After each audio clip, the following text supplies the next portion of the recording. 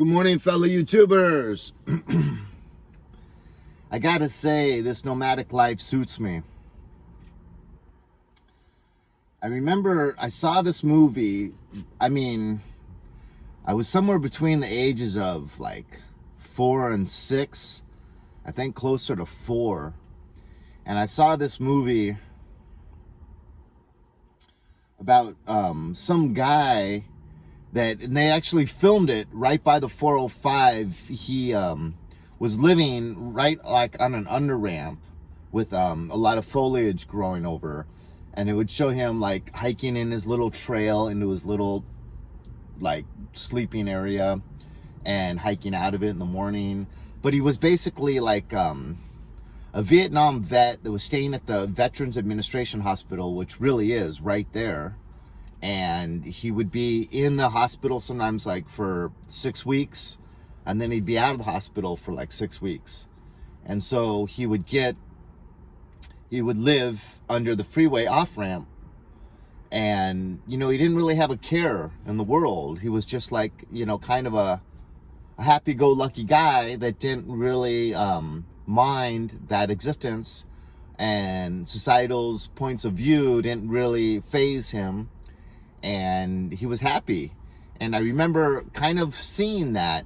And then as a kid, always seeing homeless people, I always kind of really felt bad for them, and really kind of wondered if I ever would be homeless someday, and was really actually very afraid of it. But this was mainly a choice. I got a large chunk of money from my pension, and I could have found an apartment. I could have looked for a lot of different types of work and really pursued that.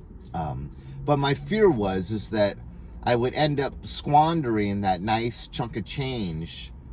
And, even if I got a low paying job, it'd be pretty hard for me to get a high paying job unless I used my same degrees and went into the private sector. But that involves studying for and passing a test, and then going out and buying all of your own supplies, and then trying to hang your own shingle, and through word of mouth build a reputation for yourself. So you're talking like years of putting money into that investment. And it's really a field that I really don't have much interest in, because working in the public sector at schools, there was 2 aspects how I always looked at my job. There was the counseling, which I loved, and there was the psychoanalysis.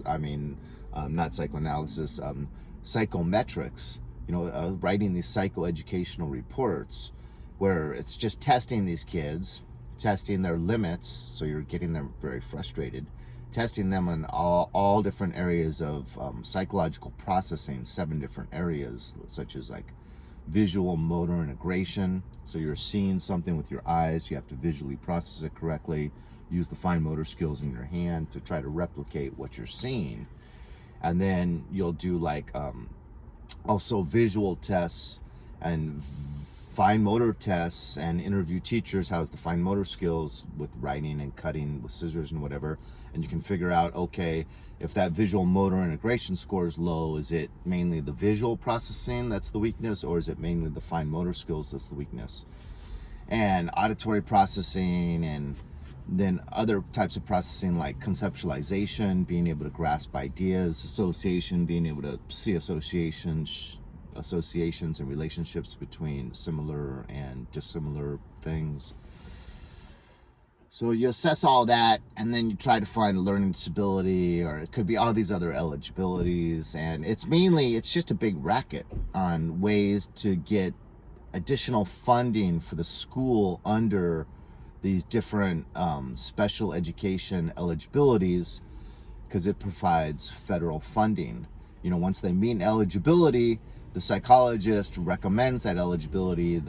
The IEP team, individual education plan team, agrees or disagrees with that eligibility, and then it's set in stone. It's a legal contract, and it's sent to the feds, and they provide funding for that child for every year thereafter that he's receiving those special education services.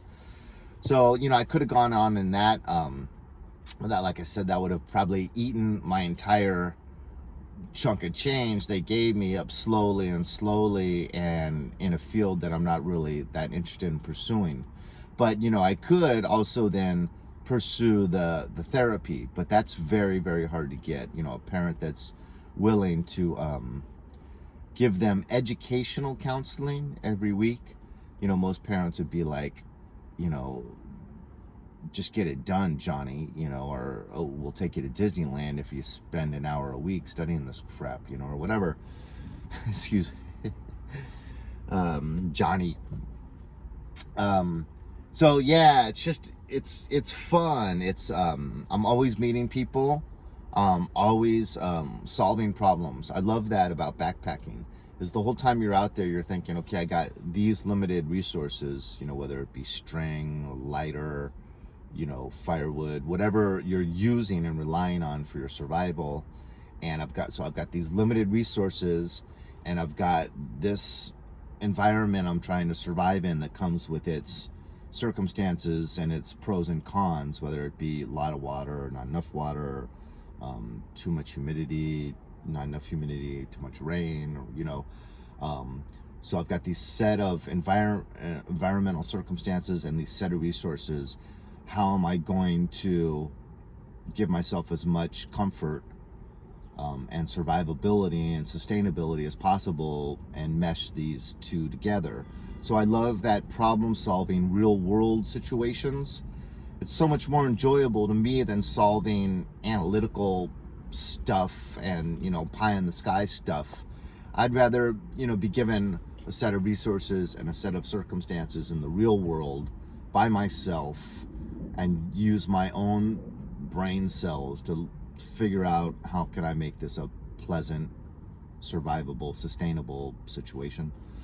So you're kind of in those situations, even if it's at the middle of the night looking for a parking spot. You're using some of your savviness that you've acquired, your experience, and your logic and reasoning, and your intuition, your sense of safety, which I need to grow mine a little bit. I guess the neighborhood I parked in the other night and had that window busted out. But it's all fun to me. I think it's all learning experience. It could have gone really not so fun if that rock had clobbered me in the head or clobbered my dog in the head. That wouldn't have been fun. That would have been an emergency visit. But I always felt I've learned a lot from my emergency room visits. I mean, of course it builds character, but you think about things a lot. Okay, what caused this injury? Because you're usually down. I've always been a very active person, and so I've always got a lot of injuries, and it causes you to have to remedy that injury, which means usually elevating it, icing it, compression, and you're down for the count. And so you spend a lot of time kind of thinking like, geez, how could I have avoided this? What could have I done differently? What did I do that led to this problem?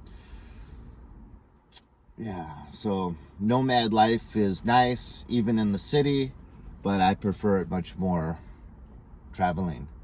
Feels like kind of like I'm still supposed to be a productive member of society. I'm supposed to be getting things done, and I feel like I'm kind of waiting for the fun and the adventure. And then the other one feels like vacation, woohoo, travel. I love road trips.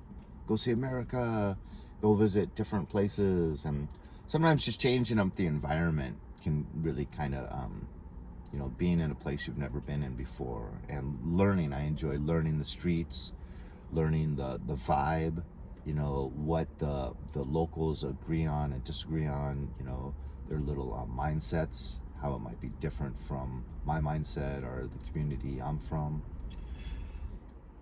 So that's my good morning talk about nomad life, and how it's going to be fun for me if I do it for 4 months, 6 months, a year. I might be stuck in doing this for 5 years or more because these heavy car payments. I saw one guy that said, don't change your car. Don't get another investment. You know, big part of the reason why you're doing this is to save money.